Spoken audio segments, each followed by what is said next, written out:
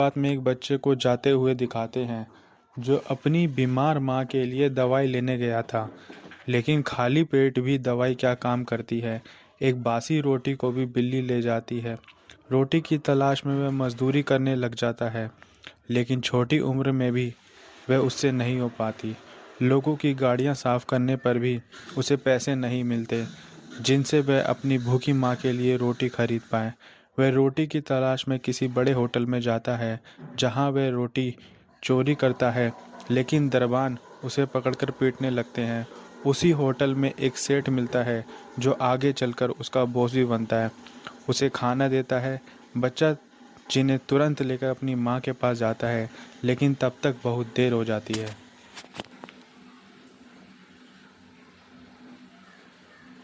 कुछ साल बाद वही बच्चा उस सेठ के संरक्षण में एक खूंखार अपराधी बन जाता है जिसका नाम मंगल होता है। मंगल अपनी चालाकी से हर बार पुलिस को धोखा देता आया था। मंगल अपने बॉस से कहता है कि वह एक होटल खोलेगा जिसमें सभी गरीबों को मुफ्त खाना देगा, ताकि एक रोटी के चक्कर में मंगल जैसा अपराधी ना पैदा हो।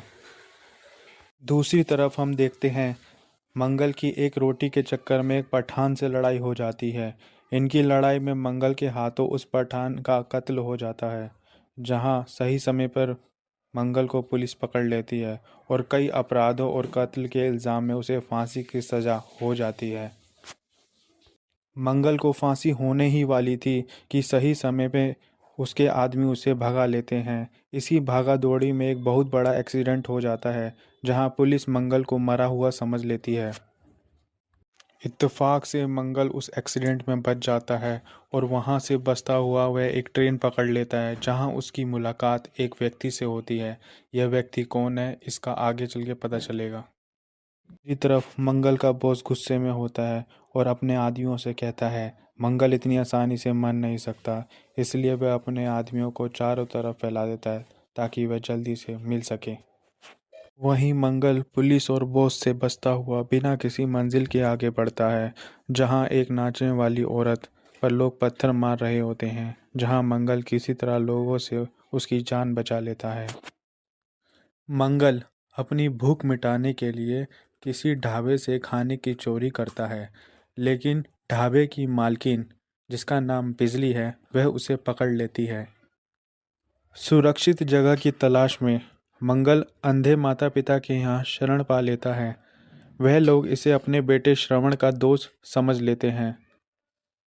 इन बूढ़ा बूढ़ी के घर हथियाने के लिए वहां लाला आ जाता है, जो मंगल के सेठ का ही आदमी होता है, पर मंगल उसे डरा धमकाकर भगा देता है। यह देखकर ढाबे की मालकिन बिजली मंगल से इम्प्रेस हो जाती है। बिजली मंगल को स्कूल में पढ़ाने के लिए कहती है क्योंकि वहाँ का मास्टर छुट्टी पर होता है। मंगल को भी एक नई पहचान मिल जाती है जिसकी उसे तलाश थी, लेकिन उन्हीं बच्चों में एक बच्चा उसे पहचान लेता है जिसने जेल से भागते हुए मंगल की हथकड़ी काटी थी। वहीं एसपी साहब उस गांव में मंगल की तलाश में आते हैं, लेकिन मंगल चालाकी से खुद को बचा लेता है। दूसरी तरफ बिजली और मंगल की नज़दीकियां बढ़ने लग जाती है और वो एक दूसरे से प्रेम करने लगते हैं। वही लड़का जिसने मंगल की हथकड़ियां काटी थी, उसी के जरिए पता चल जाता है बिजली को कि मास्टर ही मंगल है। लेकिन मंगल अपनी पिछली ज़िंदगी को इतने अच्छे से बताता है कि वो कैसे इस रास्ते पे आया। बिजली भी उसकी बातों से समझ जाती है। पुलिस भी अंधे माता पिता के घर पहुंच जाती है और उनसे कहती है कि जिस ट्रेन में आपका बेटा श्रवण सफ़र कर रहा था, किसी ने उसे मार दिया है, लेकिन अभी तक उसकी लाश नहीं मिली है। यह बात सुनकर मंगल के होश उड़ जाते हैं और वह अपने आप को किसी तरीके से सजा देने लग जाता है।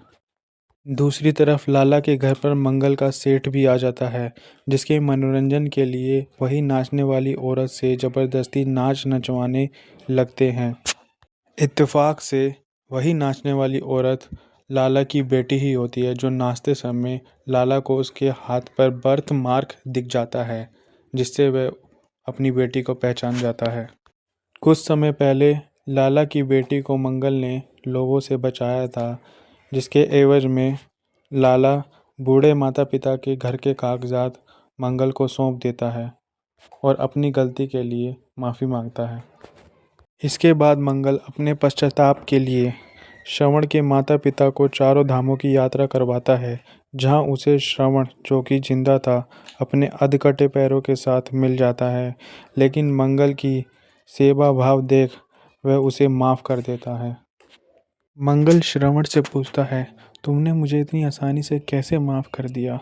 श्रवण कहता है, तुमने जो मेरे माता पिता की सेवा की है, अगर मेरा दूसरा पैर भी कट जाता वो भी कम होता। कहानी के अंतिम सीन में मंगल बिजली के साथ भाग ही रहा होता है कि मंगल का बॉस गोली से उन पर हमला कर देता है, जिनमें एक गोली बिजली को लग जाती है, जिस कारण उसकी वहीं मौत हो जाती है। गोली की आवाज़ से बर्फ़ का पहाड़ भी मंगल के बॉस और उसके साथियों पर गिर जाता है। दूसरी तरफ एसपी साहब भी मंगल पर गोलियों की बारिश कर देते हैं, जिसमें मंगल भी मारा जाता है।